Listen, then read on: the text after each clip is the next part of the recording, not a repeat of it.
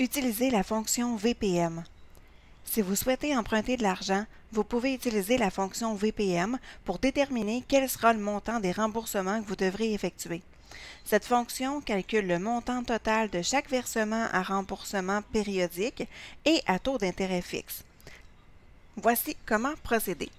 Alors, dans mon petit exemple que j'ai à l'écran, en fait, j'ai acheté une maison, donc un prêt de 300 000 à la banque sur 25 ans à un taux d'intérêt annuel de 3 %. Donc, ce que je vais faire, c'est que je vais calculer les versements mensuels, donc pour savoir combien ça va me coûter à chaque mois. Alors, ce que je dois faire, je me positionne dans la cellule, évidemment, pour commencer. Ensuite, je clique sur l'onglet « Formule ».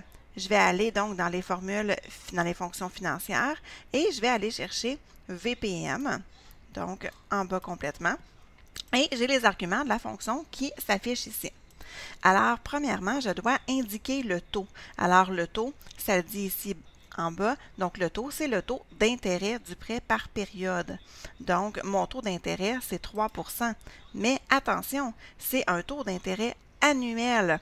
Donc, comme c'est un taux d'intérêt annuel, donc je dois diviser mon taux par 12 mois, étant donné que ce que je veux avoir, c'est mon montant par versement mensuel. Donc, dans ce cas-là, c'est bien important donc de diviser mon taux d'intérêt annuel par 12 mois, comme il y a évidemment 12 mois dans une année. Ensuite, j'ai le NPM. Donc, le NPM, c'est le nombre total de versements pour rembourser le prêt. Donc, je vais aller chercher mon terme ici. Mais mon terme ici, il est en nombre d'années. Donc, comme mon terme est en nombre d'années, si je veux savoir ça me fait combien de mois, je vais devoir donc multiplier par 12 mois. Donc, si je multiplie 25 par 12, ça me fait 300. Donc, ce que je vais faire ici, c'est que je vais écrire 300 tout simplement. Donc, pour mon terme, donc j'ai multiplié mon 25, parce que c'est 25 années, par 12 mois.